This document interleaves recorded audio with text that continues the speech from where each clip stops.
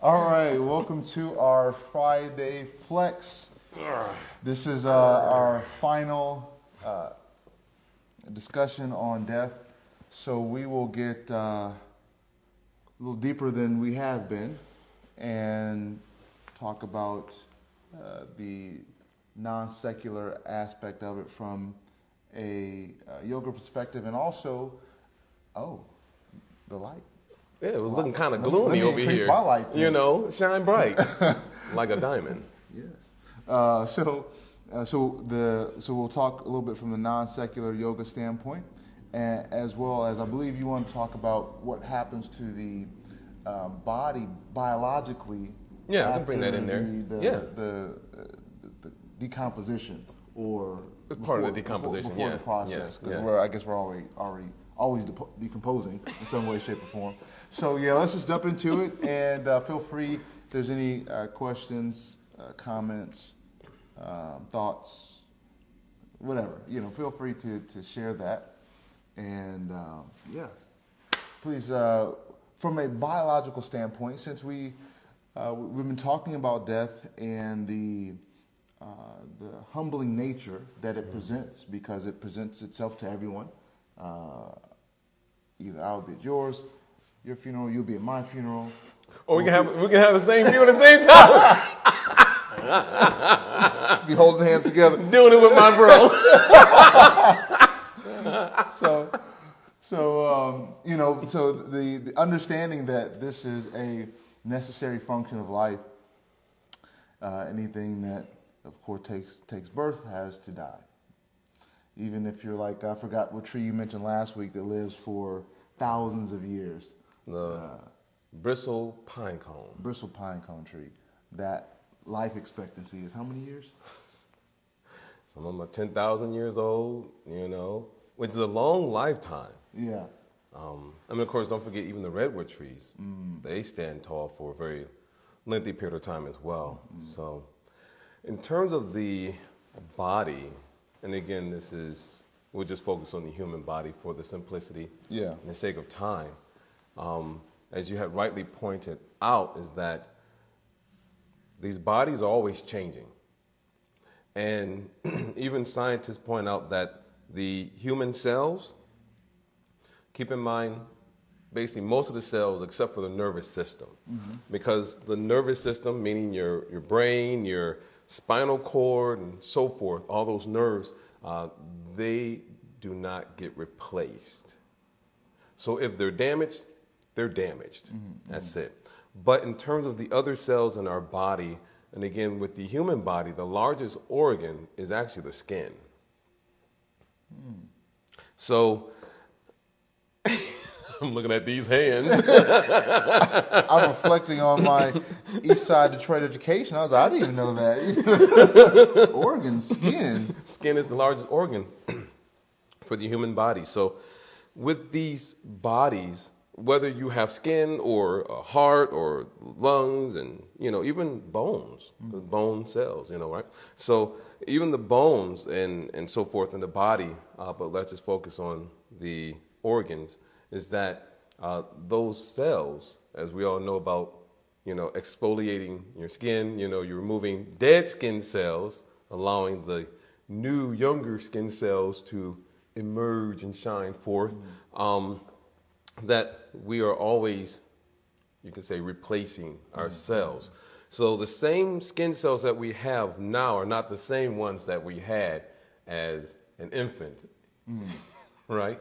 And so scientists point out that anywhere from 7, up to 10 years, you eventually end up replacing basically most of your cells, in terms of not only your skin, but other organs as well, which is really far out. So in terms of this whole dying aspect and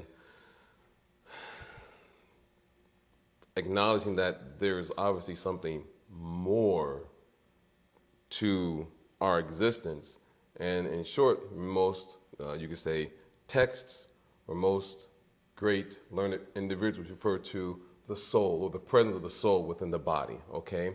But regarding this body as it decomposes, in short, there's always a chemical reaction taking place, because decomposition is another way you can say metabolism, or to metabolize. So there's two things that happen: anabolism and catabolism, which is you're making and breaking bonds. Just like when you eat food, you have to break it down, but then as you're breaking it down, those nutrients, like for example, protein, you're working out, right? You're in somewhat shape or form, you can say you're damaging your muscles, right? But then you have to rebuild them. So when you eat something, you're breaking that protein down, but then it's going to the muscle to rebuild the muscle like this, right? So that's part of your metabolism, right? And so that's always taking place. But when the soul leaves the body, because again, if some people believe that it's just all, life is just nothing but just chemical reaction, then the chemical reaction is still taking place even after the soul leaves. The body, as it's decomposing, there's this aspect of bloat, and the organs eventually start to liquefy in one sense, Skin starts to sag even that much more, become a grayish, funky color, all these different things. So there's always this dynamic taking place. So if one is thinking, life is just nothing but chemical reaction, well, even when one passes that chemical reaction, there's still a chemical reaction taking place.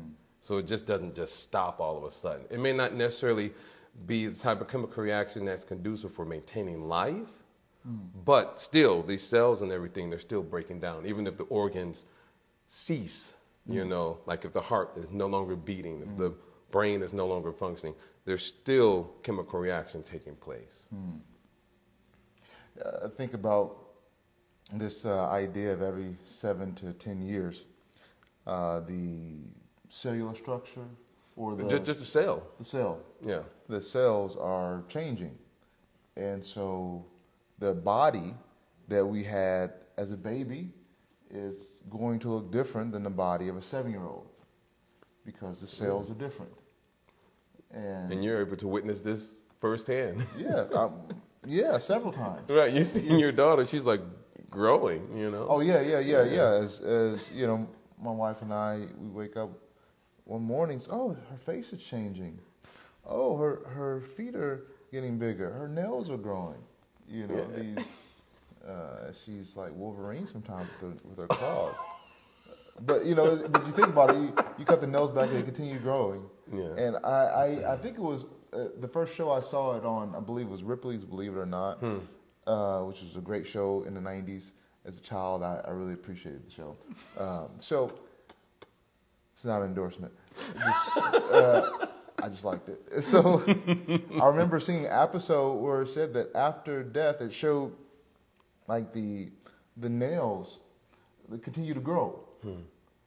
And I was thinking, wow, the nails are growing no matter if there's life or activity present in the body, or the hair grows, or all these, like as you mentioned, the other chemical reactions are happening in the body, but the body's still there. It's like, so what is different? Nothing. So what is essentially different? And I think a lot of scientists are kind of stumped at the point where, if the body is just made up of chemicals, how is it one body that's no longer animated has less value than a body that's animated, if they're all chemicals? Yeah. So then you think about, okay, so even though they say it's all chemicals, we see that there's more value to one that's active, and one that's animate and conscious. I should say that would be a better word. That's a good word, conscious. Then what is that element, or what is that ingredient? What is that variable that is so essential to us developing a relationship? Because you can't. Now, mind you, there I forgot the term. People have sex with corpse, but that happens. It's a real thing. Yeah, I forgot what they call it. But generally speaking, no one sees, most normal people, logical people, rational, see a dead body and they're repulsed. Mm-hmm. And if it's a loved one, they're deeply saddened. Mm-hmm. Right. But no one wants to keep that vessel, that body in their house if it's no longer active. Yeah. They immediately get rid of it before it starts stinking. Before it starts stinking, and then it starts expanding, and and people are, but that in our mind, this makes sense. Like we want to separate ourselves, or we want to,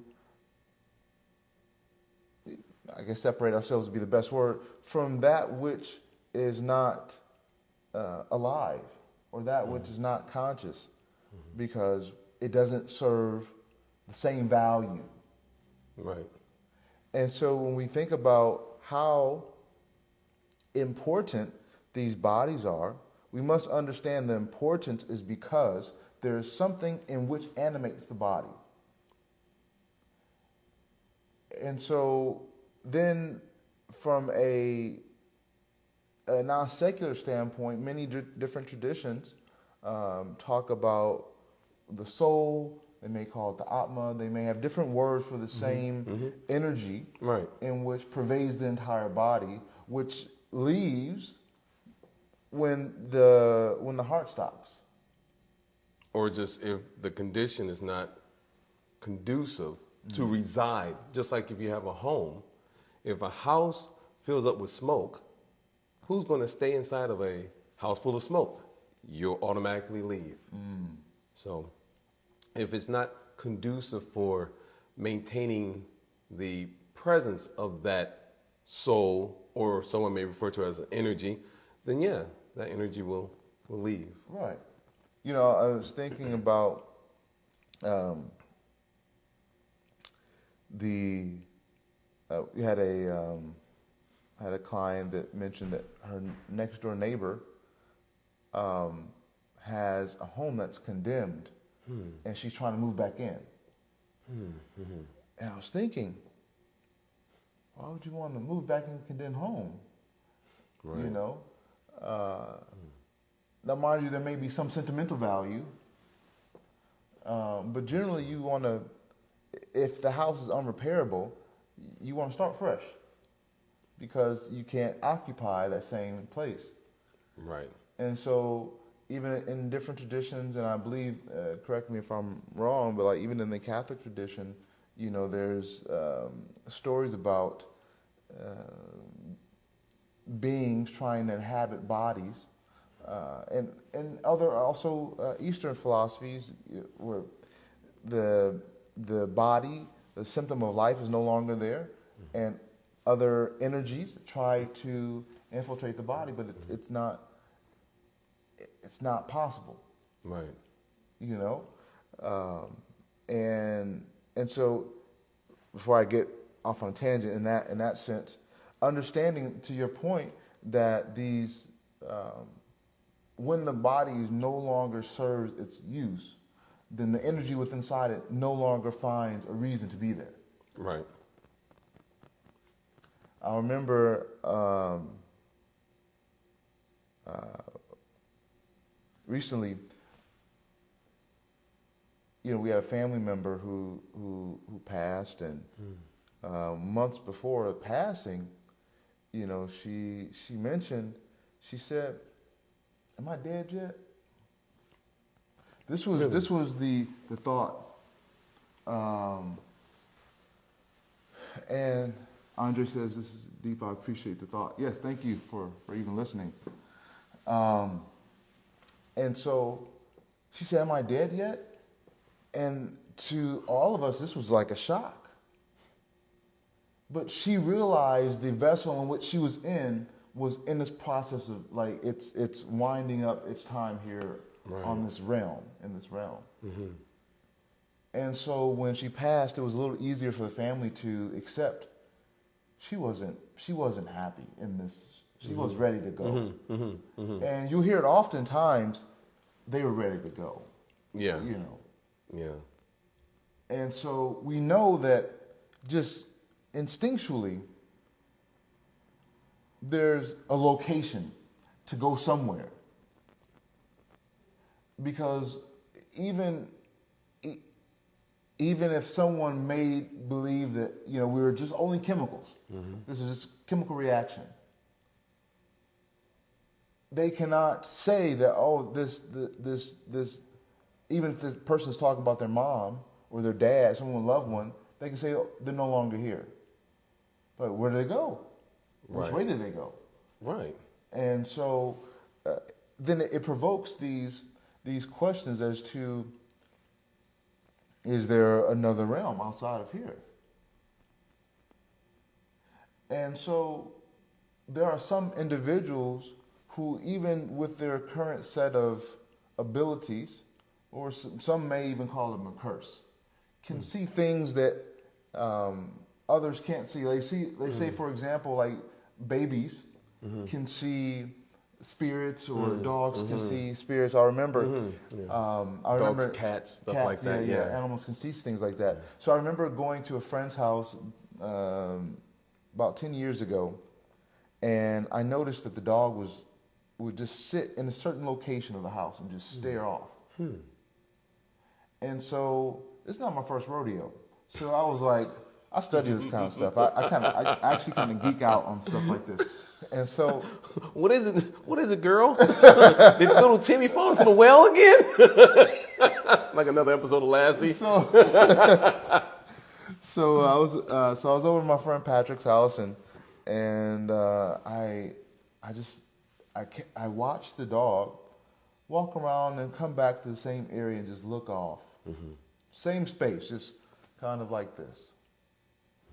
I said, it's odd. You know, of course, you can't understand the psychology of an animal. I mean, unless you're a dog whisperer, Caesar, you know. But for the most part, you're not able to understand, like, the mind of a dog. And so I asked my buddy, I say, Patrick, did somebody die in this house? He said, yeah, my grandmother. I said, And I said, so I explained, he asked me, how did you know that? And I said, well, from what I understand about life on this realm and other realms, what your dog is doing is not normal in the sense of what it's continuing to do. Right. So I knew that there was some anomaly that's happening right now. And so I just put two and two together and made a somewhat educated, you know, assumption. He said, yeah, this is true. This is what happened. She died in this house. And I said, okay. So I didn't say anything else because, you know, I didn't want to freak him out. Right. He was already freaked out. And so what I'm saying is that whether a person wants to, by the use of deduction, reason that there has to be something that activates his body, because if I see a dead body and it's no longer active, but it's still present, there must be something different from a live body. Something. It's completely different, yeah. And therefore, if someone's really inquisitive, and also if someone's really a scientist of life, then they're going to try to figure out what is this thing in which activates the body. And so, and then after they come to some kind of conclusion that there must be something that activates the body, then next someone must also conclude there must be other realms in which this energy passes through. Because even was it Newton? The law of energy transfers. Is it conservation of energy, the law of conservation? Something like that, yeah. Something like that. I'm just recalling my East Side education. So He's doing pretty good. Hold on. Mama Swift says, Christians, let me see if I can. Okay. Christians believe that depending upon your sins and whether you have prayed for forgiveness, your soul will either go to heaven or hell. Mm-hmm. Yeah, so good point.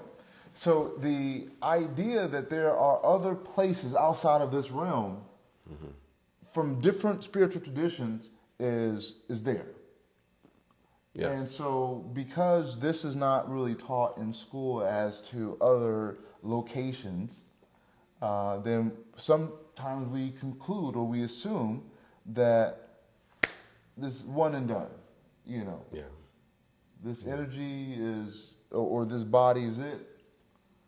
But even if someone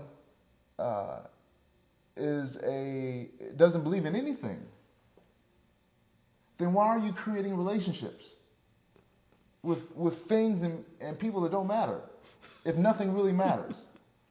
Why? Why are you doing it? Why are you doing that to yourself? Stop it. So,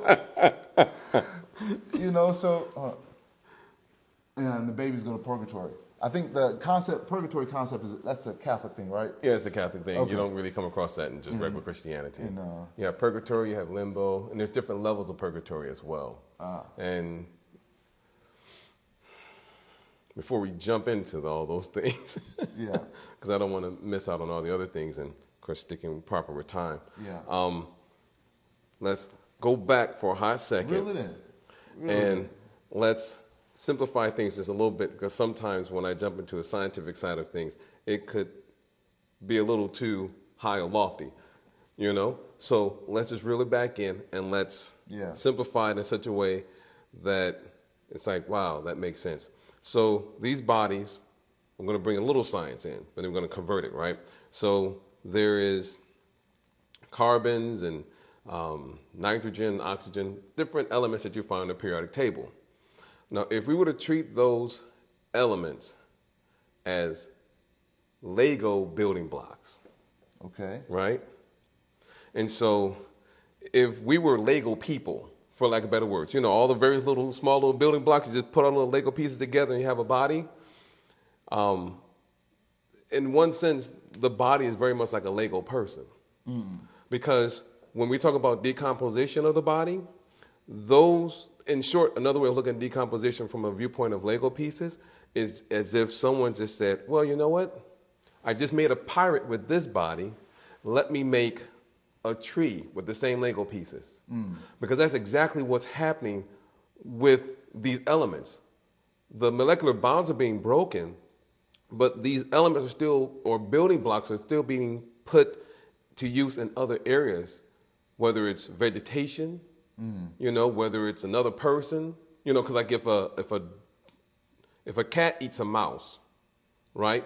Those elements that made up that mouse body is put into the body of the cat to build up its body. So we're just exchanging Lego pieces in one sense, right? So if we're looking at everything from the perspective of Lego pieces, then what makes one Lego person, you know, in terms of animate and alive compared to one that's not moving? And again, going back to the presence of the soul. And then you were pointing out like this conservation of energy. Or if we're referring to, and we're going to back up energy, right? You have the word soul, or you can say life, right? And so one who studies life is actually a biologist. Bio meaning life, ology meaning the study of life. And so if one is a true biologist in that sense, then they have to acknowledge that, yes, life must come from life. And as you were rightly pointing out about, well, what about there being another place? Well, then, very good point. These bodies may be temporary, right? And every place is always changing. You know, I've heard so many stories about the way Tulsa looked, you know, 20 years ago and the way it looks now, completely different, you know, especially, but it's still Tulsa. Yeah. So even though things are changing in this realm, there has to be another realm that is eternal. So if there's a temporary, there has to be, again, this aspect of duality. If there's a temporary, there has to be eternal place where eternal beings are interacting with each other. Eternally. Eternally. Yeah, yeah. And so, again, it goes back to different relationships, and depending on what scripture one, prefers, or maybe their own personal philosophy or what have you, that you're right. One has to acknowledge that there is the presence of life, consciousness. And consciousness is considered to be the symptom of the soul, just as sunshine is considered to be the symptom of the presence that the sun is there. I'll give you a quick example. On an overcast day, like today, Exhibit A. Exhibit A. So we all know from experience that even though the sky is covered with clouds, we can still see that it's light outside. So in other words, it's not pitch black outside. Right. It's light outside. So we understand, yes, the sun rays have penetrated through the clouds. Therefore, there must be the presence of a sun in the sky, although our eyes are not able to see the sun due to the clouds. So in a similar fashion, our eyes may not be able to see the soul, depending on the size of the soul within the body, right? But we can clearly understand that there is consciousness present within that body, whether it's a human body, a dog, or a cat, or a tree, or one eye, one horse flying, purple people eater, that there's consciousness present, And so it's interesting to, point that out. And then, of course, looking at the statement that we just heard about different places and this aspect of sin or karma. Of course, I don't want to dive too deep into that because that is a good topic in itself. Yeah. And I don't want to take us away too far from that. But in this aspect regarding that the soul is still there, and I do like that little point that you're making about your friend's place, where the dog was acknowledging that there was something that took place here. Meaning you didn't know until your friend confirmed it. Right, you couldn't see it. Yeah. The dog could sense something, and then your friend confirming it. In some traditions, like the Buddhist tradition, for example, they may point, in some of their texts, they point out that the soul lingers in that place even after death for some period of time. Sometimes we even hear different stories, even in Vedic pastimes, Bhaktivinoda Thakur, for example, that there was a soul that had lingered in this one home for years and was very much attached to that place and never left, right? So the reason why I'm mentioning these or touching on this point where the dog could sense that something happened and so forth is that, and again, not to dive into this aspect of karma, but just this aspect that there is a soul present.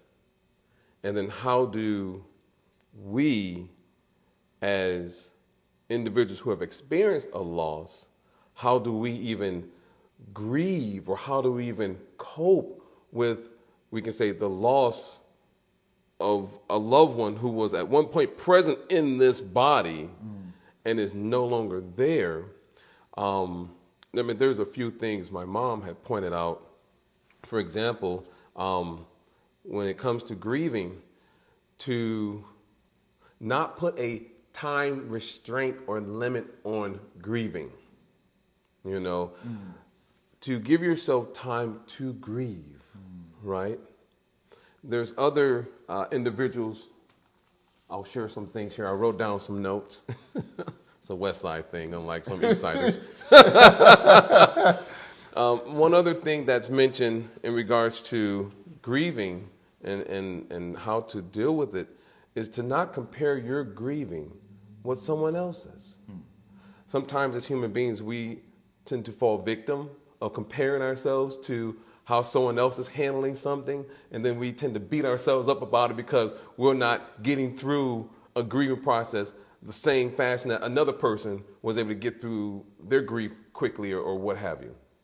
So we, again, have this tendency of beating ourselves up, and so we should have some grace upon ourselves as we're grieving.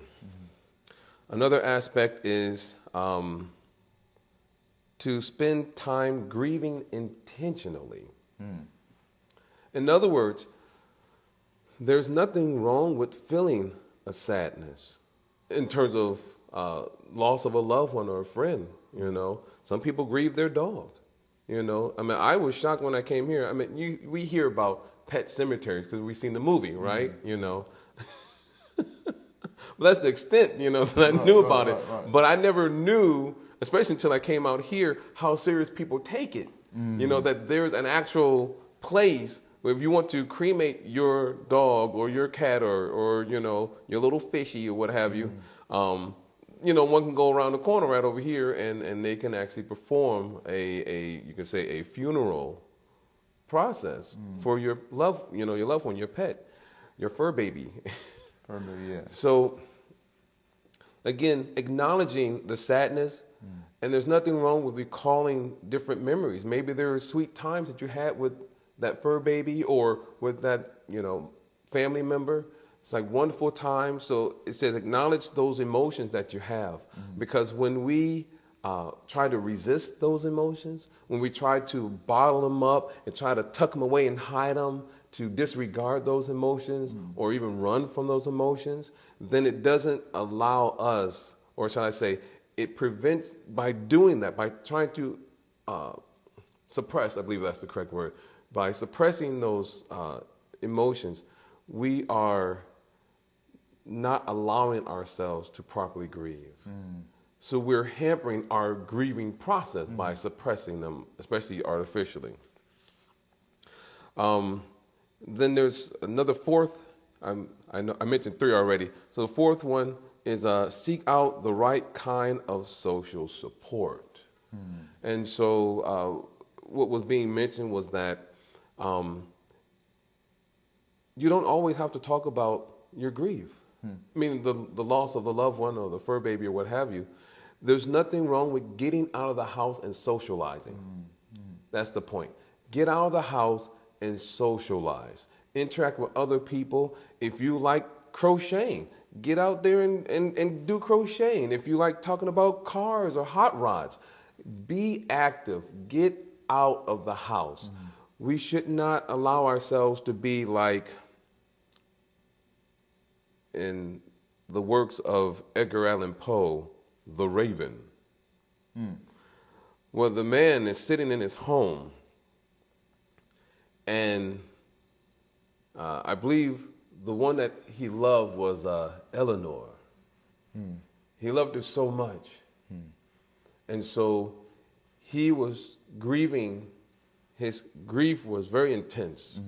And he stayed in a very dark, dimly lit room. And he was basically experiencing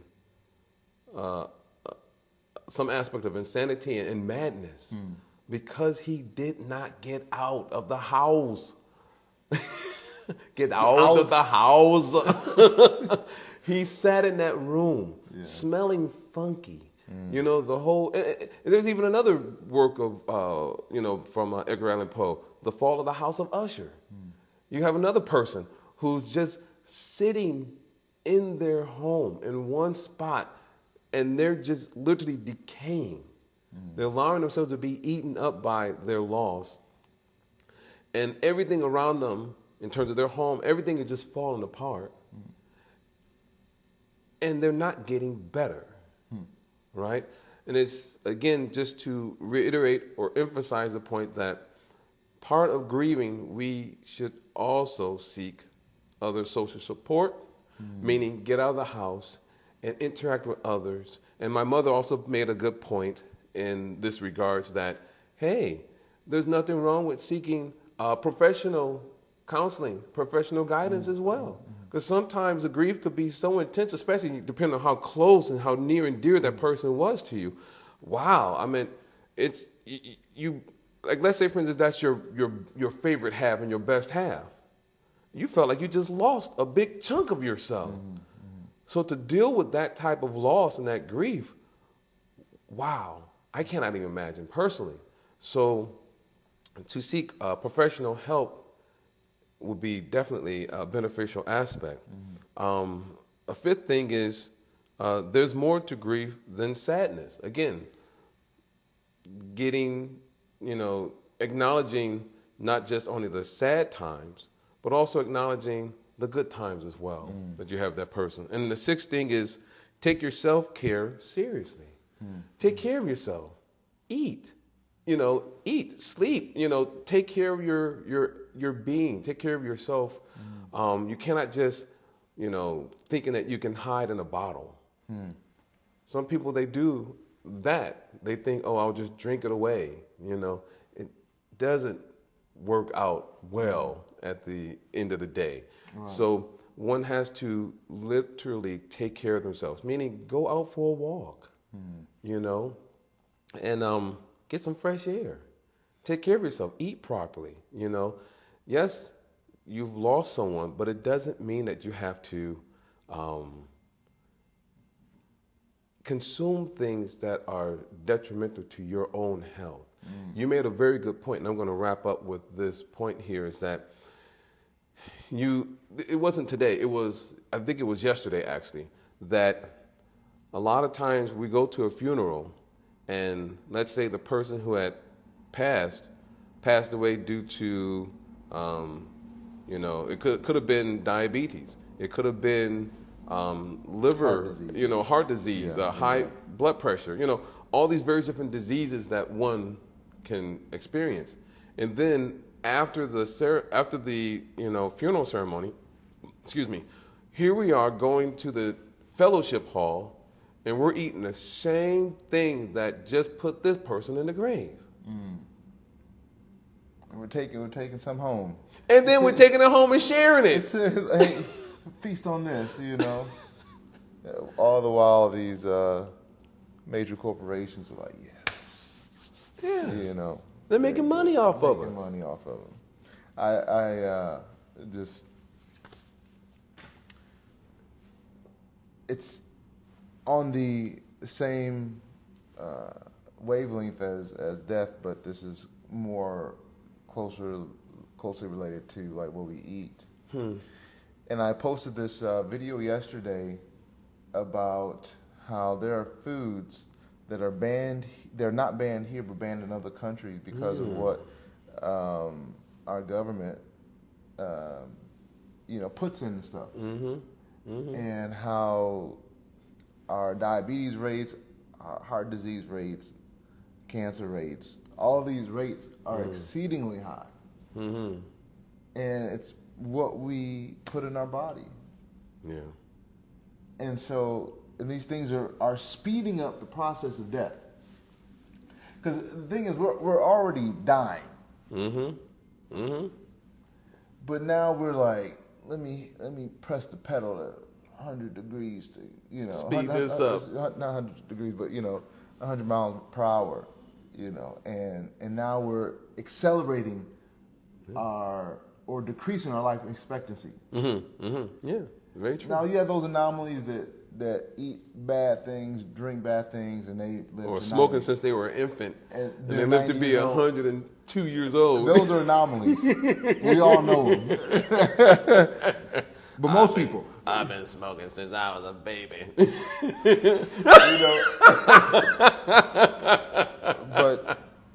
But the thing is, we do so many things that are taking vital time off of our life. Yeah. But back to your 6 points, and I think they're really valuable, and I think those who are listening should write those down, because you'll experience, before you die, you'll experience somebody close to you dying. And those 6 points that you mentioned are very vital to be able to accept, to process, and to reconcile. Right. So take those notes, please, because if you're not at somebody else funeral, somebody's at yours. Mm-hmm. And of course, what Mama Swift say, that was a really good video. It showed how bad eating habits were introduced to children, by their parents. Yeah. Because, we only follow, as a child, we only follow what we've seen done or what we're experiencing happen. Mm-hmm. And so one of the things I started doing, which really helped me, was intermittent fasting. Mm-hmm. Because in my household, I'm not going to say which parent did it, but love snacking. And the snacking, of course, as we talked about previously, it's not peanut butter and celery or carrots. It's none of that. They're not binging on just fresh fruits and vegetables? No. Just no. I need some fats. And so I naturally adopted, some of these same habits, but as we grow older, we can change things. Yeah. We can reflect on, was this really healthy? Was this something that was a learned habit, or was one educated later in life, and now this is, what I'm now observing. Right. So, but the bottom line is, since we're going to die, let's make sure that the life we live is one in which our body is serving us properly, our mind is serving us properly, and we are using that proper health, proper mind to serve others properly. Yeah. As we talked about last week, just a little bit, how the greatest thing we can do is use this form of life to inspire others. And often also help them, by definition, become a biologist. Mm-hmm. Because if we are making this life about acquisition of things, as they now call it in this newer generation, body count, meaning, sexual partners, then what kind of life are we living?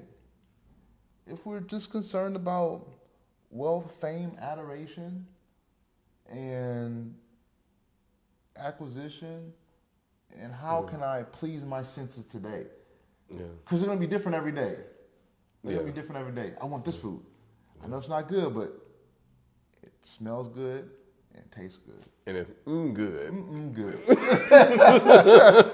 No, you're right. In those relationships, they tend to be shallow because we don't even acknowledge the presence of the other person in front of us. Exactly. We see that person as a vessel for our desires. Yeah. We don't realize how important we are in each other's lives. Mm. And to the degree, if we know that person has value, because we wouldn't come to a dead person and ask for things or require things. So where did you keep the money? Wake up!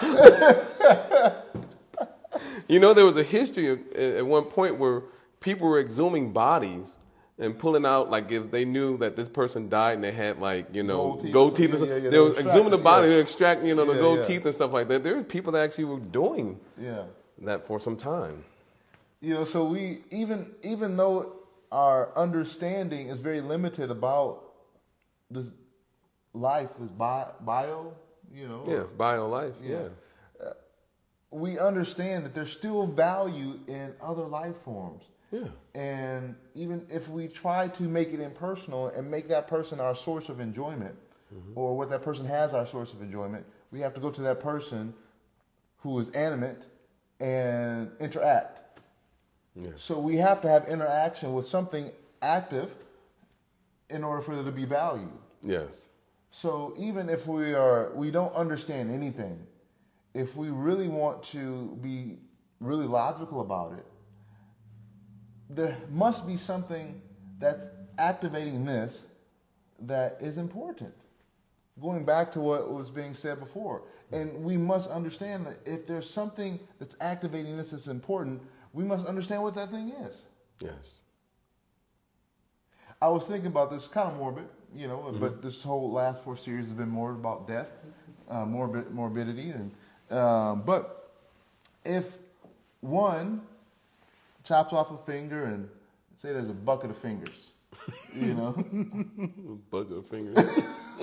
You're making it like a bucket of fries or a bucket of chicken. Those some beautiful fingers you got over there. Mom, I get one of them fingers, Coach. But just imagine you got a finger in a bucket full of same color fingers. Which one's yours? Which one's your body? It's like which one came from your body? You have to pick it up.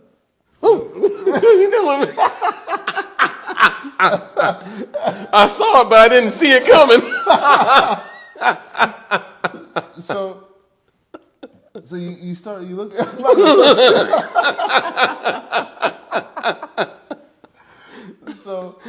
So you can see that I can't tell the difference between these fingers,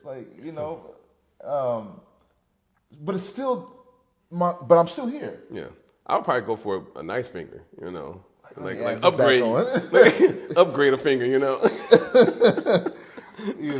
But we realize that even if I lose a limb, I'm still me. You're still you. What does that mean?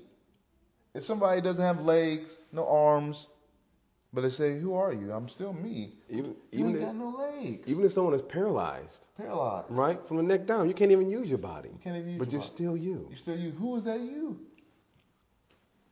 I remember that, was it Rush Hour? I'm me. No, you're you. And it's like, I'm me, you're you. I know you're talking about Chris Tucker. Yeah. They were talking to the teacher. They were in that monastery for a second there. That was funny scene. And so we often realize that subconsciously that we know we are more than just this vehicle. Yes. This body, this biomechanical machine. Even when we get sometimes you see, this is the level of conditioning that we have when we enter this realm, is that we'll get into a vehicle, and let's say that vehicle was damaged and we weren't hurt. We look at the vehicle from the outside and we are, oh, yes, like it's like it happened to you. Yeah, this is my extension of my body. Because it is, in one sense, that's exactly how we do it, because we allowed our consciousness to pervade that space. And that's actually just to sidetrack here, that's actually what happens with these bodies. The bodies are able to grow and develop because our consciousness, as it further develops, it pervades the entire body. That's something that is mentioned in the Vedas, actually, in the Vedic knowledge there. So... It's funny you mentioned that. Make sure we're good on time. We'll finish in 5 minutes. Okay. But having a newborn, you kind of see some weird stuff. Stuff you don't expect on seeing. And so, like my daughter, like sometimes she'll just start. Her limbs are not like. She's like scratching and doing all types of just wild movements. But I asked, why is she doing this? Like, something's wrong with my baby? No, they are learning their limbs. Yeah. They're gaining awareness of their limbs. And I'm like, wow, that's pretty deep. out. Yeah. They even though they have the limbs, they don't know how to use them. So she's always kicking. She's And funny thing is, when she swallows, she's like, it doesn't like it allows her to sleep properly. Because without her having control of her limbs, she's up. Yeah. But when she can't, she's okay. A little bit better. Yeah. And then she's able to relax. And And so, as you mentioned, as the consciousness expands within the body, or the existence of the soul becomes more aware to all the limbs, then you control that, Right. and all these other things. But to understand from a scientific point, from a spiritually scientific point, if I am seeing that my own body, in my baby pictures, had no teeth, and then a year later started to grow teeth, and those teeth are gone, and a new set of teeth come in, and I had, my voice is changing.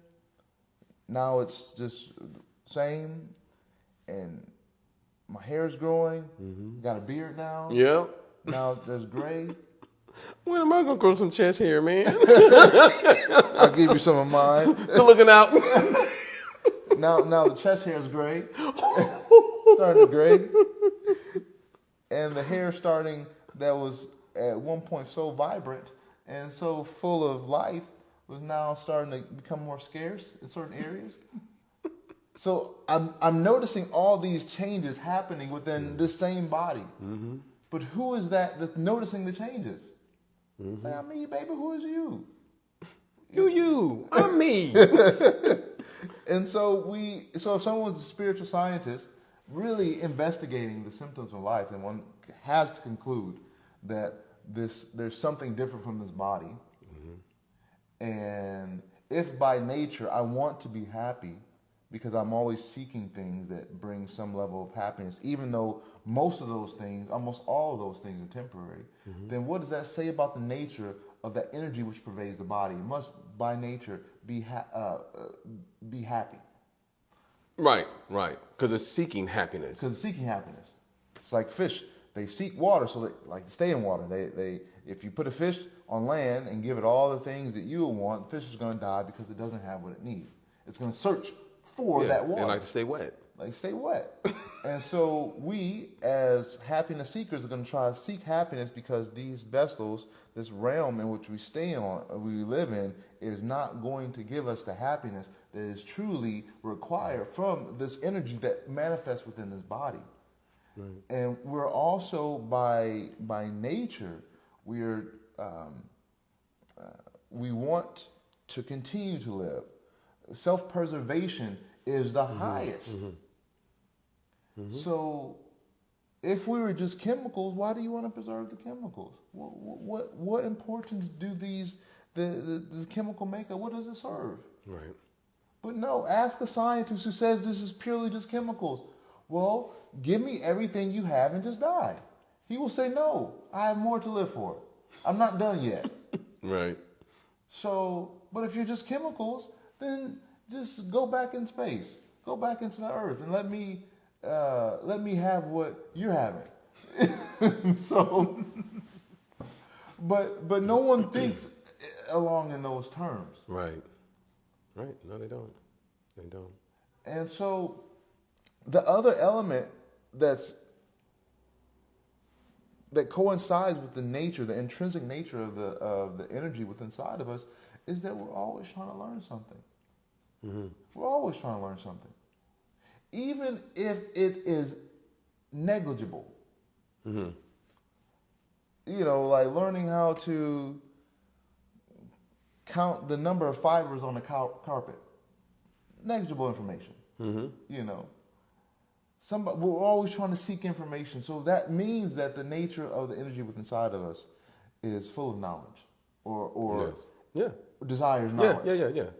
There's desiring of knowledge, to understand and learn things.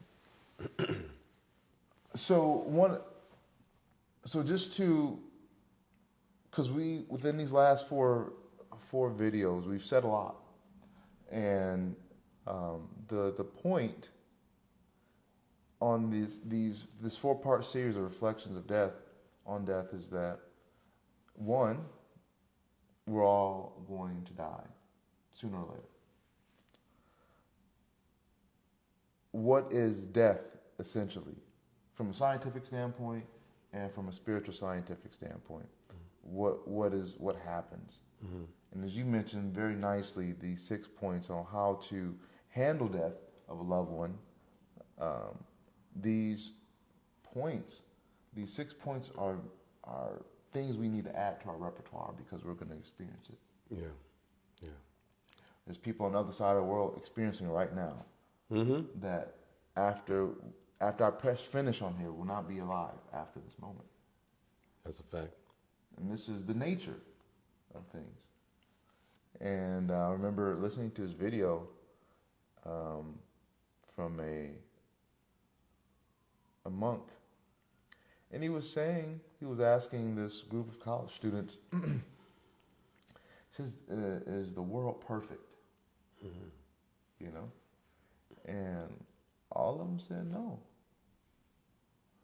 He says, well, you all are correct. This world's not perfect. But it is imperfectly perfect. Or perfectly imperfect. You know?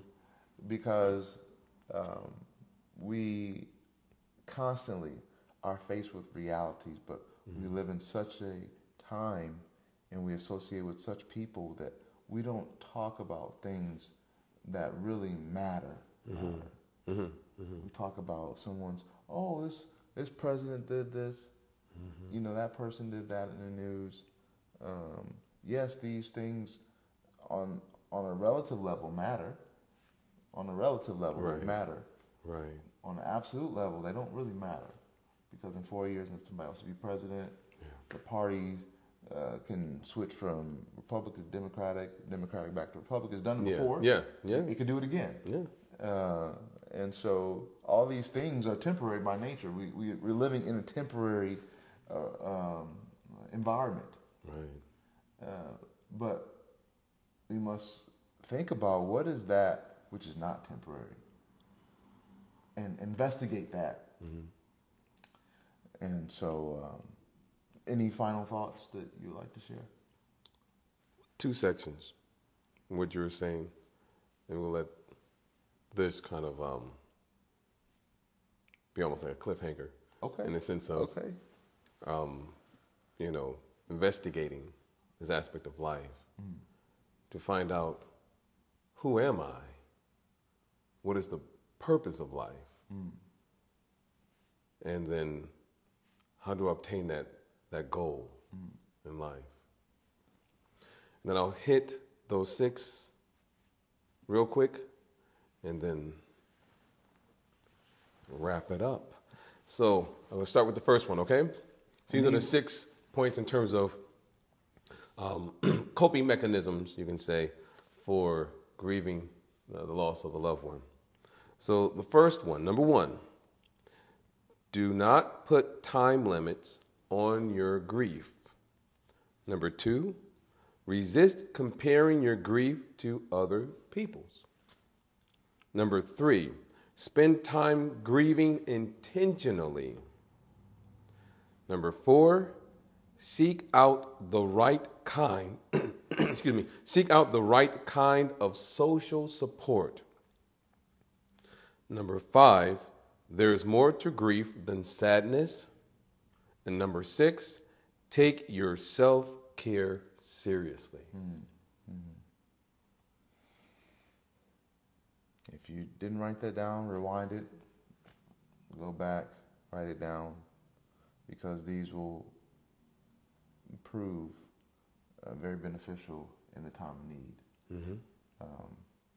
So hopefully you all have enjoyed this 4-part series and try to make it not so non-secular that it distracted those who may have been in varying faiths, but just coming from a spiritually scientific standpoint, hopefully this was beneficial. And those who were just looking at it from a scientific, from a secular standpoint, hopefully it still was logical and rational, and it allowed some thought to develop on this topic.